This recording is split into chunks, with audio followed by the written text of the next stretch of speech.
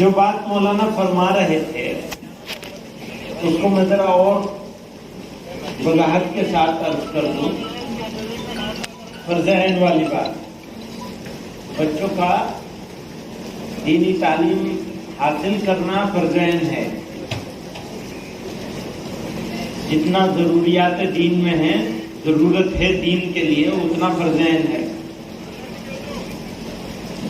مدرسے میں پڑھنا سب لوگوں کا فرض عین نہیں ہے، لیکن جو لوگ مدرسے میں پڑھ رہے ہیں ان کے لیے پڑھنا بھی فرض عین ہے.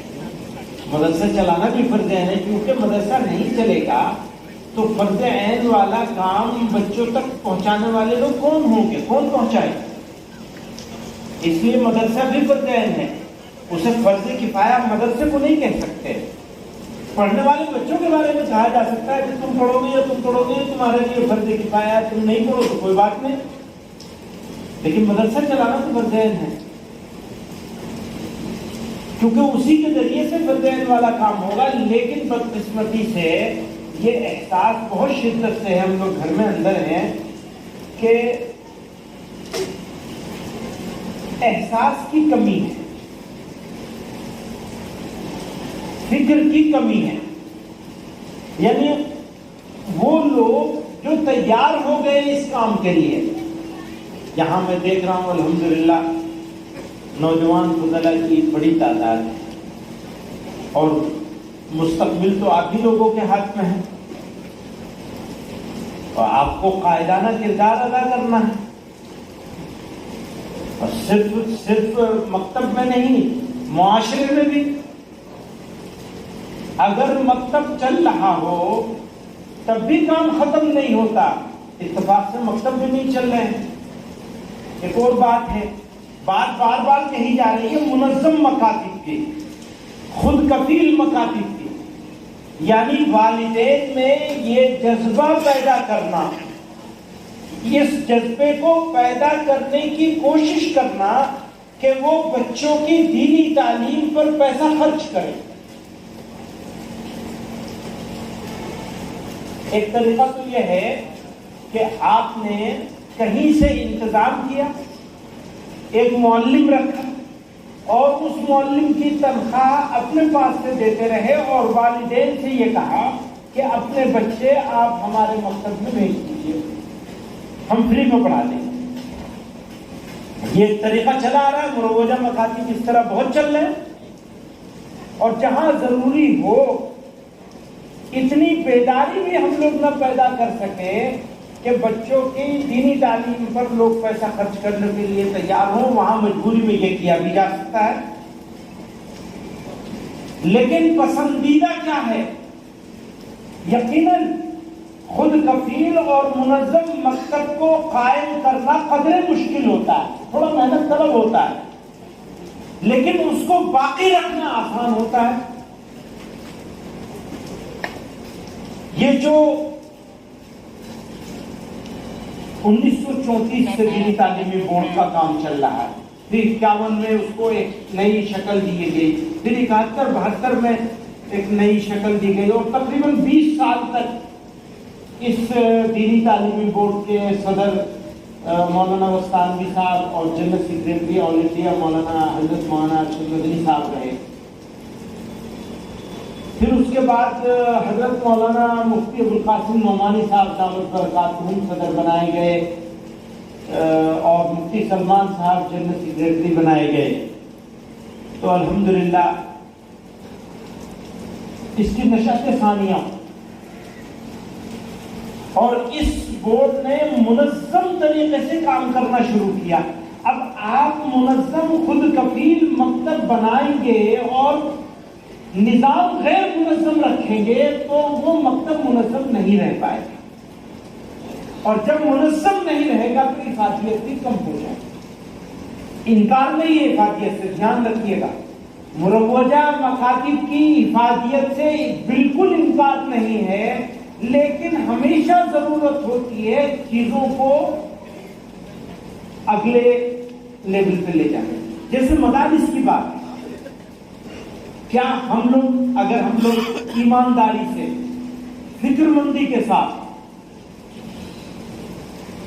مدارس کے قیام کے مقصد پر اگر نظر ڈالیں اور پھر اپنے بچوں پر نظر ڈالیں تو کیا یہ کہہ سکتے ہیں کہ ہم مطمئن ہیں ہاں ٹھیک ہو رہا ہے یا بہتری کی ضرورت ہے؟ دیکھیے دھیان رکھیے گا، بہتری کی ضرورت ہونے کا اقرار کرنے کا یہ مطلب نہیں ہے کہ جو ہو رہا ہے وہ غلط ہو رہا ہے، خراب ہو رہا ہے۔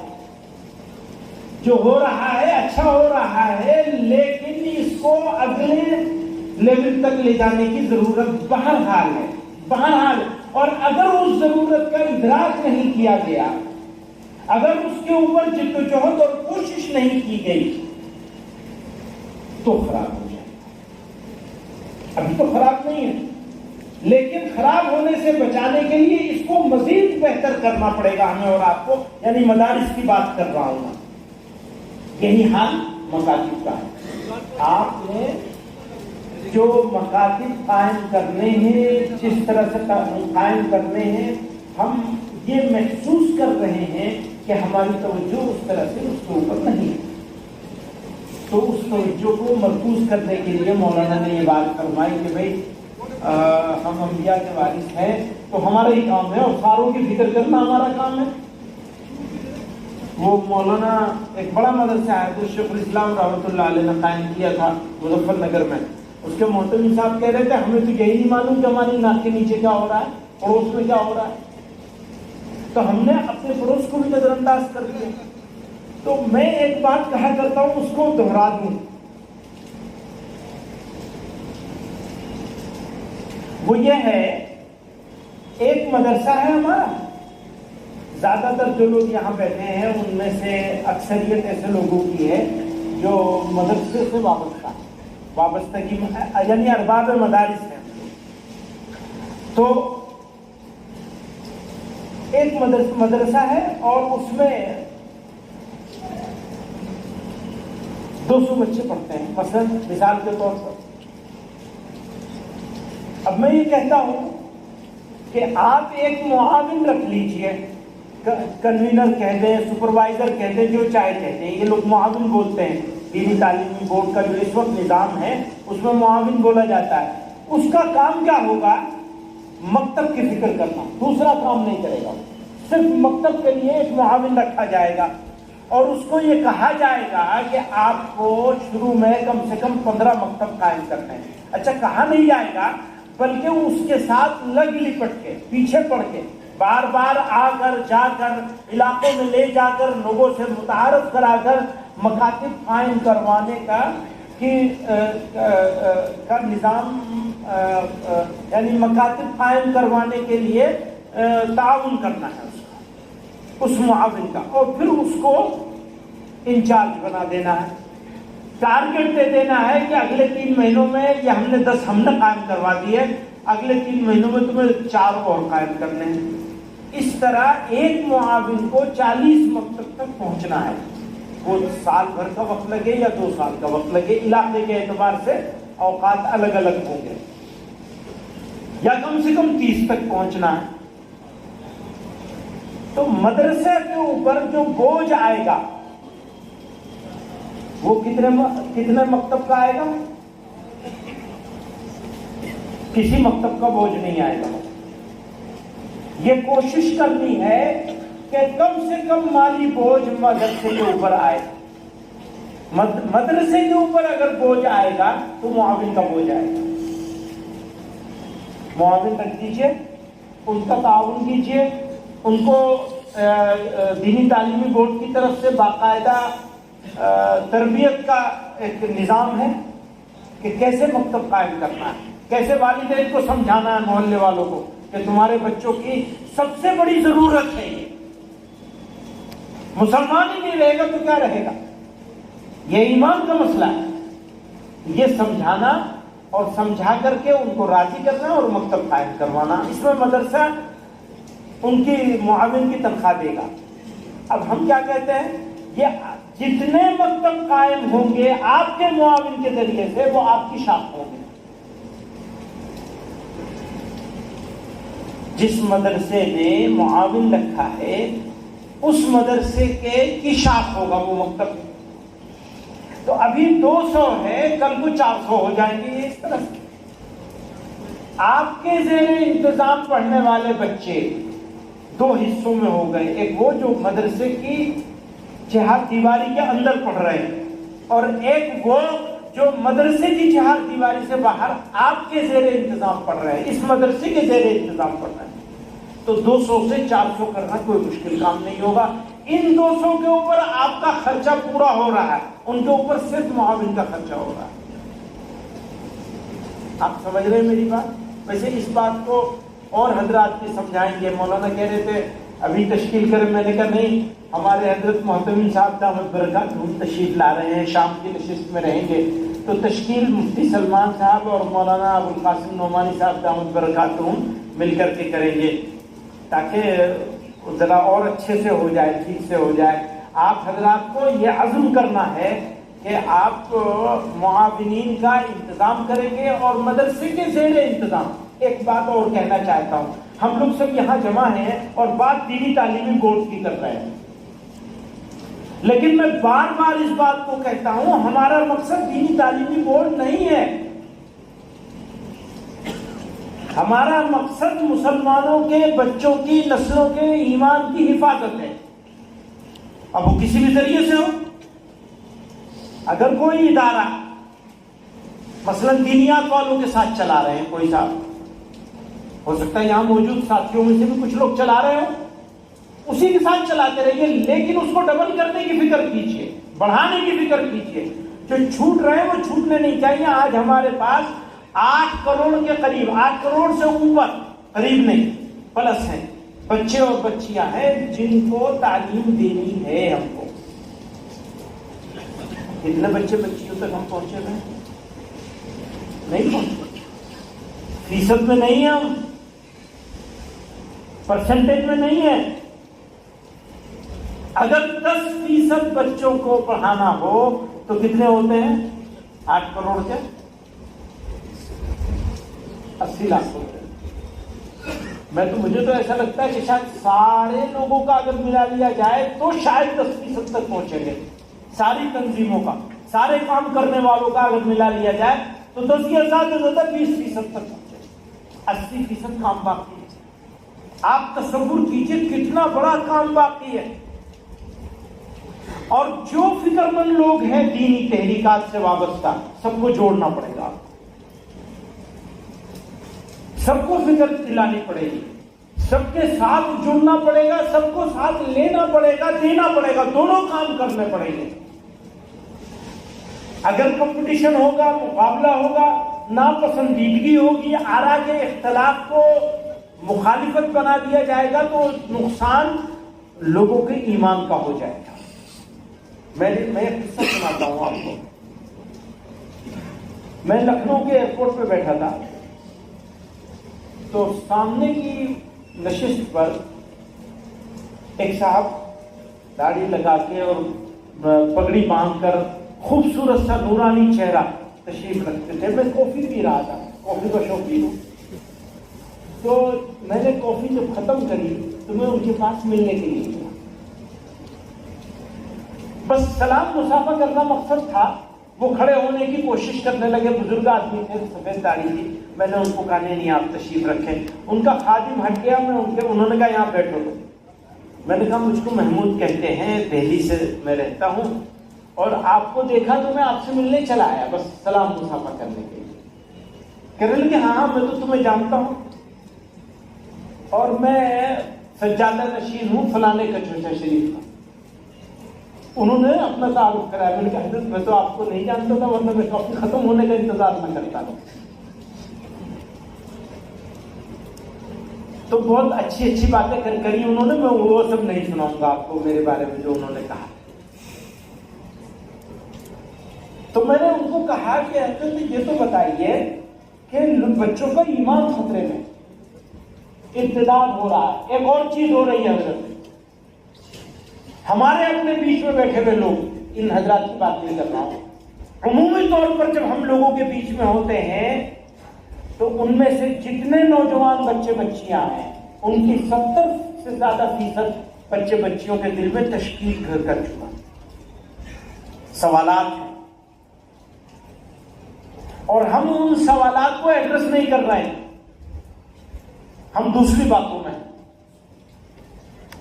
بچوں اور بچیوں کے دل میں میڈیا کے ذریعے، سوشل میڈیا کے ذریعے سے جو شکوک و شبہات پیدا کر دیے گئے ہیں، ہم ان کو اپنی تقریروں میں، اپنے بیانوں میں ایڈریس نہیں کر رہے، اور اکثر لوگ تو ان کو انڈرسٹینڈ ہی نہیں کر رہے، سمجھ ہی نہیں رہے، تو خطاب کیسے کریں گے؟ یہ ہو چکا ہے۔ تو خیر میں وہ قصہ پورا کر دوں، یہ تو بیچ میں آ گیا ایسے جملے معترضہ۔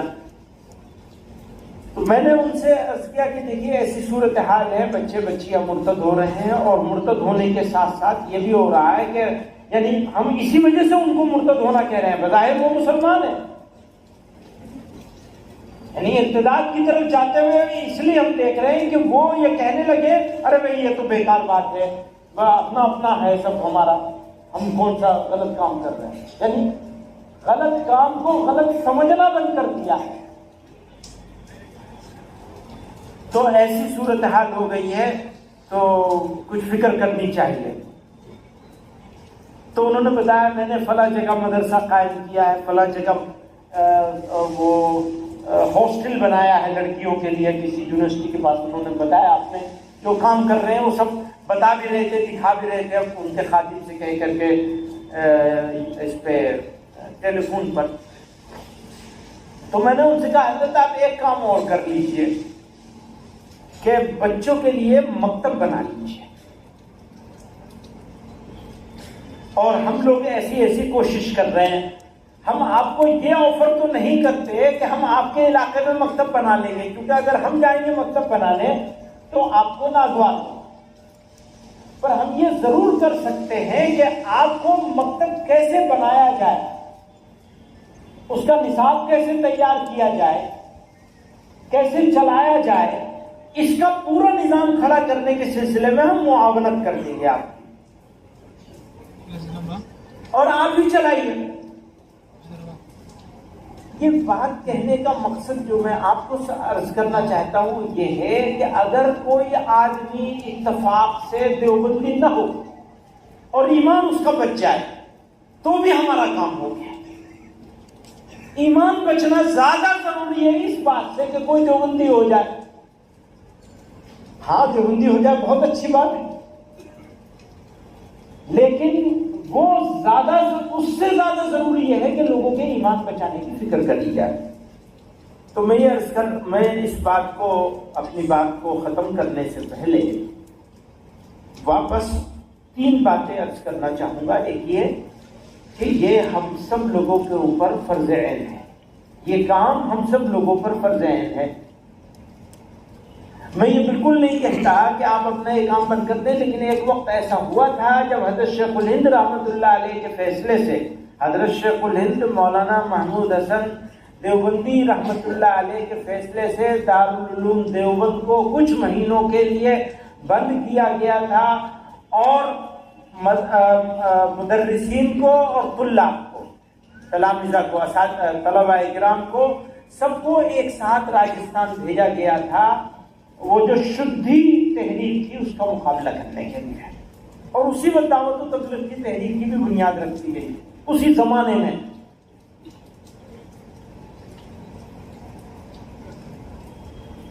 تو میں یہ بالکل نہیں کہتا کہ آپ اپنا مدرسہ بند کر دیجئے، لیکن اس فکر کو اوڑھنا، اگر آپ اس فکر کو نہیں اوڑھیں گے تو کون اوڑھے گا؟